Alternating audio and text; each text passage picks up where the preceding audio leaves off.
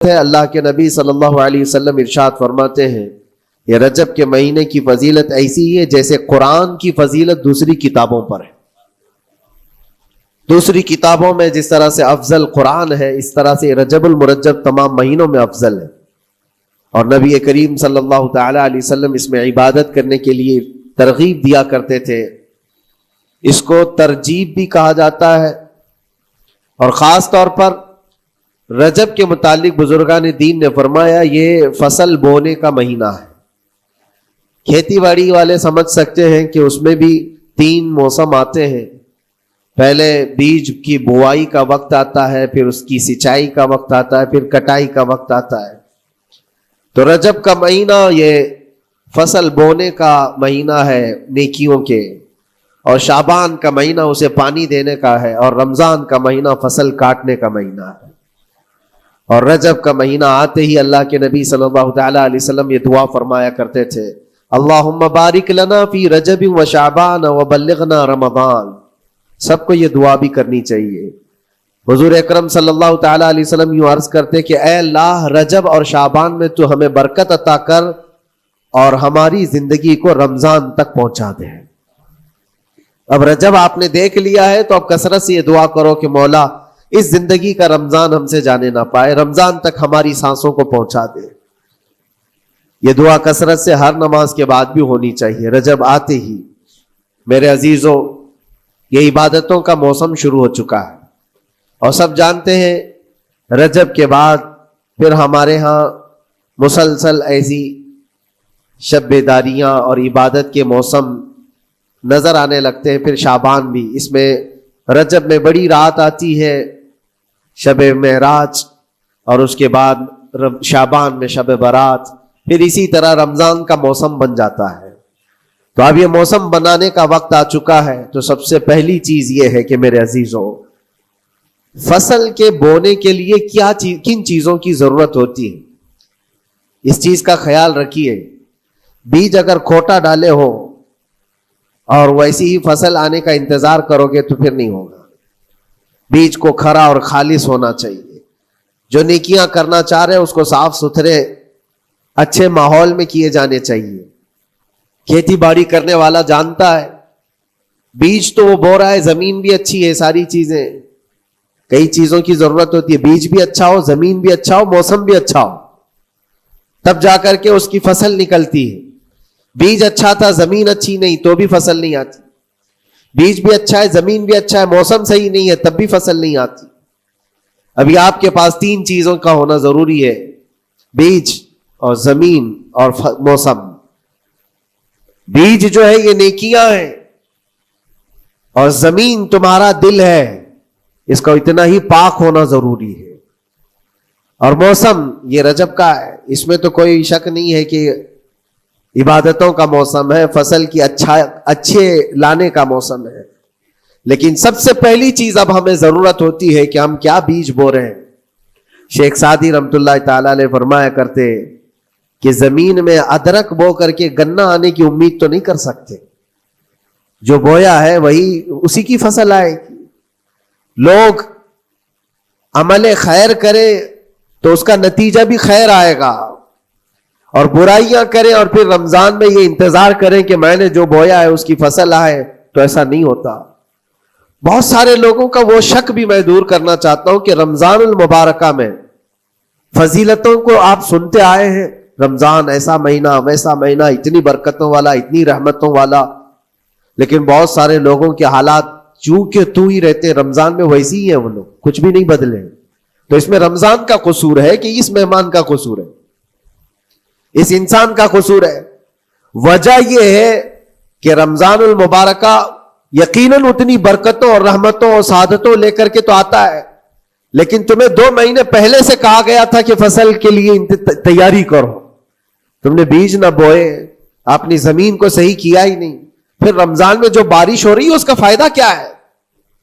Road پر 10 سال بھی بارش برسے وہاں پر کوئی فصل نہیں آئے گی, کیونکہ وہ زمین سخت ہے اور بیج بونے کے قابل بھی نہیں ہے. رمضان المبارکہ میں رحمتوں کی جھماجھم بارش تو ہوتی ہے, لیکن دل اگر سخت ہے گناہوں سے تو اس بارش کا کیا اثر ہوگا اس پر؟ اسی لیے دلوں کی نرمی یہاں سے شروع کریں، رجب المرجب سے۔ اس کی راتوں میں اللہ رب العزت کو پکاریں، مناجات کریں، عبادتوں کے لیے کچھ دن تو خاص کر لیں۔ بہت دنیا میں ہم نے اپنے آپ کو ملوث کر رکھا ہے، کچھ راتیں اللہ رب العزت کی عبادت میں تو لگائیں۔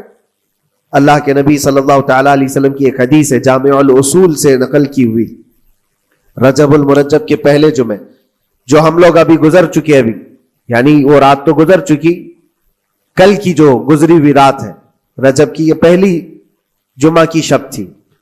اس کے متعلق روایت ہے کہ 12 رکعتیں جو مغرب کے بعد سے لے کر عشاء کے درمیان پڑھتا ہے، اللہ کریم اس کے تمام گناہوں کو معاف کرتا ہے، اور اس سال اس کو پورے طور پر ناگہانی آفات سے محفوظ رکھتا ہے، اور شیطان کے اس پر قابو پانے سے بھی اس کو اللہ محفوظ رکھتا ہے۔ تو یہ تھی تیاریاں، یہ ساری چیزیں ابھی سے تیاریاں ہونی چاہیے۔ رجب کے 3 دن آتے ہیں جس کے متعلق فرمایا گیا ہے ایام بیز میں بھی 13، 14، 15 یا 14، 15، 16 یہ جو تاریخیں آتی ہیں اس میں روزے رکھو۔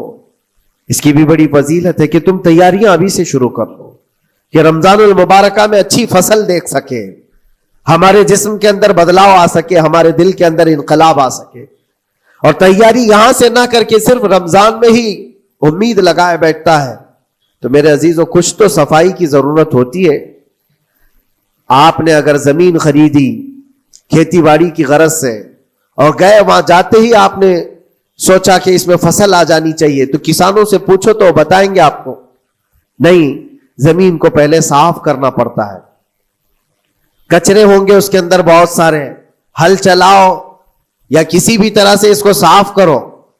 صاف کرنے کے بعد پھر یہ بھی کسان کہتا ہے کہ زمین کو تھوڑا ڈھیلا کر دو، بڑے بڑے ڈھیلے ہوں تو اس کو توڑ دو اور مٹی نرم ہو جائے، اور اس کے بعد پھر کسان کہتا ہے تھوڑا پانی بھی چھڑکاؤ کرو، گیلی ہو جائے، تب جا کر کے تم اس پر بیج بو۔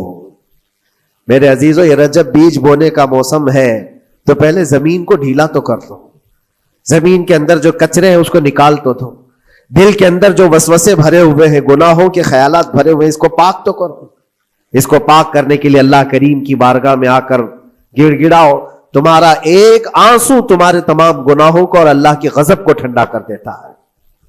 ہاں، ایک آنسو کا قطرہ تمہارے لیے اللہ کریم ہے، موتی سمجھ کے شان کریمی نے چن لیے قطرے جو گرے تھے عرق انفعال کے۔ امام غزالی رحمۃ اللہ تعالی علیہ نے لکھا ہے کہ آج اللہ تبارک و تعالیٰ کی رحمت کو اپنی طرف مائل کرنے کے لیے اگر تم کچھ کر سکتے ہو تو بس یہ ہے کہ دنیا رونے اور گڑ گڑانے سے نہیں مانتی، لیکن مولا کریم بندے کے ایک مرتبہ سجدہ کر کے اسے پکارنے سے فوراً قبول کرتا۔ موسیٰ علیہ الصلاۃ والتسلیم اللہ تعالیٰ سے پوچھتے ہیں، مولا جب تیرے بندے تجھے پکارتے ہیں تو اس میں نیک لوگ بھی ہوتے ہیں اور گنہگار بھی ہوتے ہیں، تو کیا تو سب کی پکار کا جواب دیتا ہے؟ توجہ، اللہ رب العزت فرماتا ہے، اے موسیٰ میرے پکارنے والے بندوں میں نیکوکار بھی ہیں، گنہگار بھی ہیں۔ ہاں، نیک بندہ جب مجھے پکارتا ہے یا ربی، تو میں جواب میں کہتا ہوں لبیک یا عبدی، اے میرے بندے میں حاضر ہوں، بتا تیری کیا حاجت ہے۔ پھر موسیٰ علیہ السلام پوچھتے ہیں کہ مولا یہ تو نیک بندہ جب پکارتا ہے تو کہتا ہے لبیک یا عبدی، اور جب گنہگار پکارتا ہے تب کیا کہتا ہے؟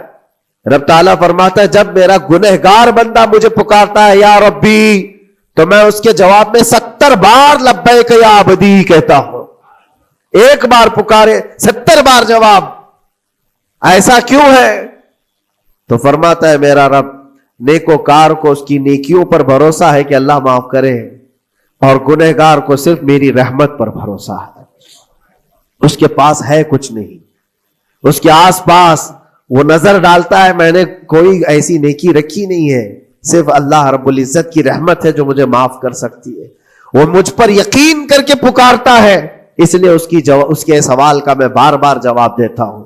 عزیزان گرامی وقار، اقبال نے سچ ہی کہا تھا، ہم تو مائل بکرم ہے کوئی سائل ہی نہیں۔